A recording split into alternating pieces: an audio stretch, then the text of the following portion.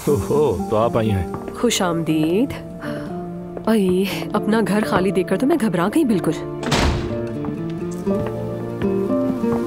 अब तुम पड़ोसी हो ना, इन चीजों की आदत डाल लो। बार बार आऊंगी तुम्हारे पास, तैयार रहना। तुमने नूर को अकेला छोड़ दिया? कहीं इसलिए घबरा तो नहीं रही थी?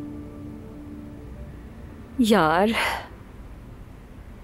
नूर अकेली नहीं है, वो घर वापस चली गई है। क्या मतलब घर गई? हम यहाँ मजे से बैठकर बहादुरी के ड्रामों की प्लानिंग कर रहे थे, लेकिन ये भूल गए थे कि हमारे सामने अब्दुल्ला उनाल है। एक मिनट। क्या आपो साहब नूर को लेकर चले गए? हाँ बिल्कुल। ऑफिस आया था मेरे, कह रहा था कि नूर से बात करनी है, लेकिन मैंने भी शर्त रख दी। कहा कि जब तक नूर खुद नहीं चाहेगी कोई उसे यहाँ से नहीं ले जा सकता। तो उसने मान ली। तुमने भी यकीन कर लिया? अरे वादा किया उसने मुझसे। हाँ, आपो का वादा तुम्हारे लिए इतना खास है?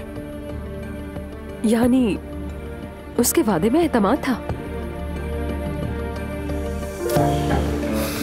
यार रोहान, उस आदमी की बेटी मौत के मुंह से वापस आई है, और इतना सब कुछ होने के बाद कोई उससे जबरदस्ती कुछ नहीं करवा सकता। यार सच कहूं तो उसकी आंखों में साफ दिख रहा था वो कितना शर्मिंदा है।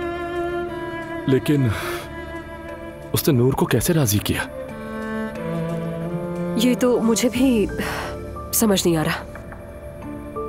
अरे उस मरियम ने ही फोन किया होगा रो धोकर, और क्या।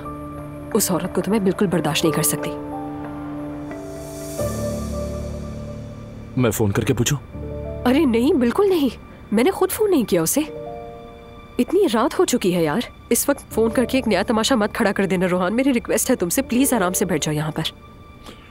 ठीक है, सही कह रही हो।